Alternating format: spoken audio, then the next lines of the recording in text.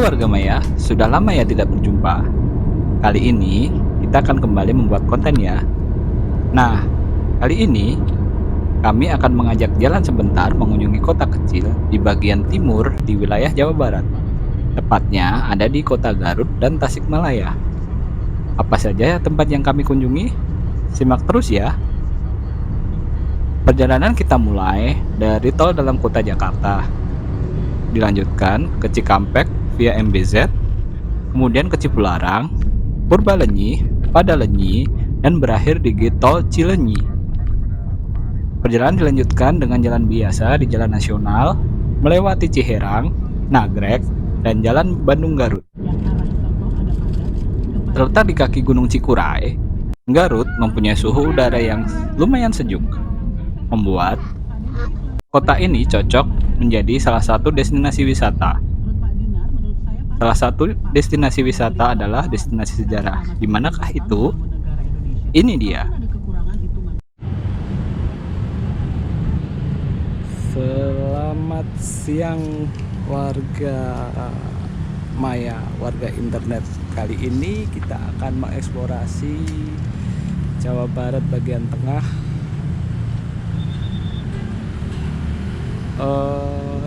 Pertama yang kita kunjungi adalah kota Garut.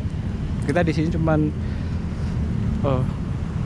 lewat transit aja, merasakan salah satu bangunan ikonik yang konon katanya dulu salah satu selebritis komedian asal Eropa yaitu Charlie Chaplin pernah kesini. Nah, disinilah salah satu bangunan bersejarahnya. Tidak ada catatan lebih lanjut atau lebih lengkap kemana saja Chaplin kala itu, tapi Garut pada masa pemerintahan Hindia Belanda dianggap sebagai salah satu kota dengan destinasi tujuan wisata dan berlibur. Maka dari itu Garut juga sangat terkenal di kalangan para saudagar, para jenderal Belanda maupun orang-orang kaya Belanda. Dan inilah stasiun Garut. Dibangun pada tahun 1889 oleh pemerintah kolonial, stasiun ini menjadi sangat penting untuk mengangkut hasil bumi seperti teh dan kopi.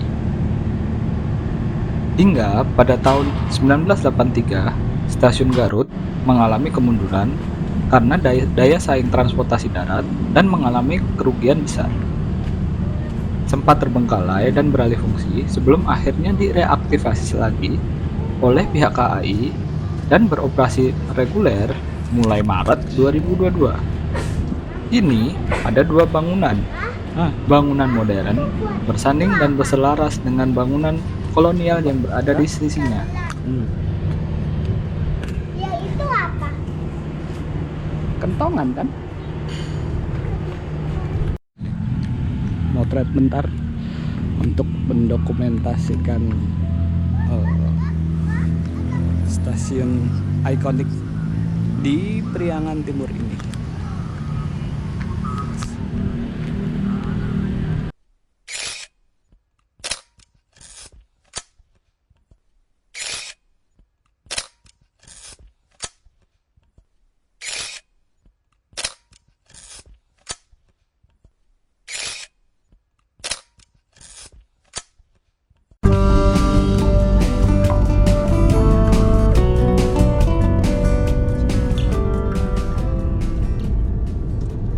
Waktu tidak banyak saat kami mengunjungi kota ini. Sebenarnya, masih banyak lagi wisata di Garut ini. Mungkin lain waktu kita akan mengunjungi lagi dan membuatkan videonya ya. Perjalanan diteruskan ke Tasikmalaya, kota di sebelah Garut. Kita meniti via jalan Garut-Tasik. Kita ingin mengunjungi sebuah kampung tradisional di daerah tersebut. Hujan menyambut kami saat menuju ke Tasik, membuat suhu udara semakin dingin.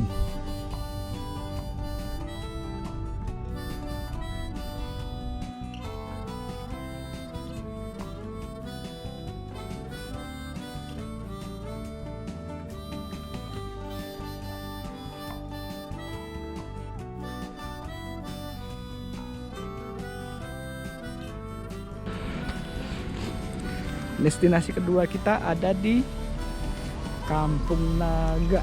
Nah, Kampung Naga.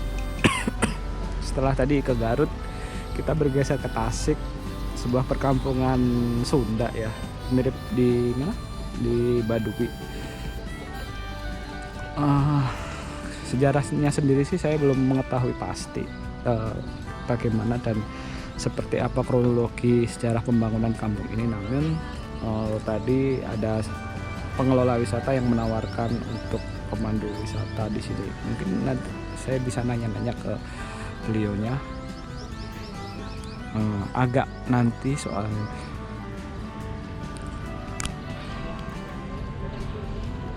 Mungkin berkunjungnya agak nanti karena ini habis hujan. Mengingat habis hujan, jalanan licin, jadi belum berani turun karena saya juga membawa bocah. Jadi berpikir untuk safety aja. Beruntung sampai di Kampung Naga, hujan mulai mereda. Namun ada yang harus diisi terlebih dahulu. Ditambah hawa dingin sehabis hujan membuat rasa lapar makin menjadi. Akhirnya kami putuskan untuk menyantap mie ayam sederhana di sisi gapura Kampung Naga tersebut.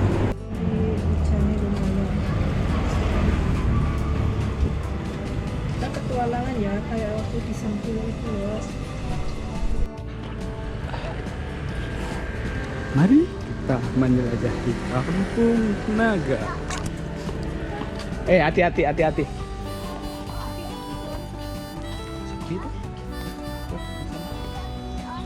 Ya nanti. Besok, nanti besok.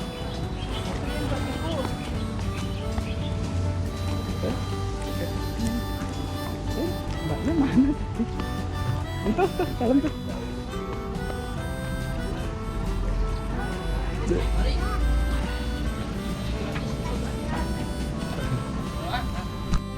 Harganya umur berapa ini? Ayam mau berapa? Oh, sana enggak. Ada juga yang masih di dalam ya. Iya, kan kalau di sini masih pakai listrik. Nah,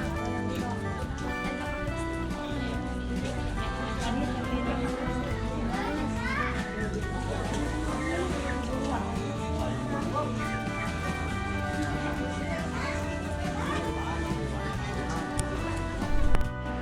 Jadi beginilah kehidupan para warga di Kampung Naga di pinggir Sungai Ciwulan katanya, kata mbaknya tadi.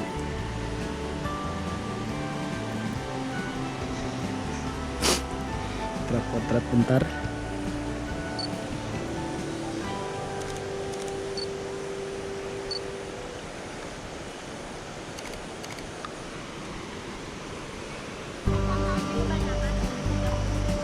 Tidak banyak literatur pasti kampung ini kapan berdiri, entah dari masa kerajaan Pajajaran atau sejarah yang lebih muda lagi. Yang jelas, sejarah mulai hilang saat momen DITII tahun 1956 yang membuat sumber primer mengenai kampung ini ikut lenyap, termasuk asal kata nama Kampung Naga ini, yang mungkin dari kata dinagawir atau di lembah, mengingat keberadaannya berada di dekat Sungai Ciwulan. Itu sih kata menurut sumber dari internet.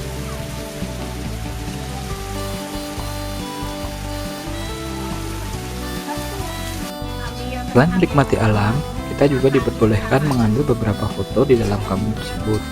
Tentunya harus izin maupun permisi ya. Setelah ini, kita akan lanjut part 2. Kita akan menjelajahi kota Tasikmalaya. Jadi nantikan ya.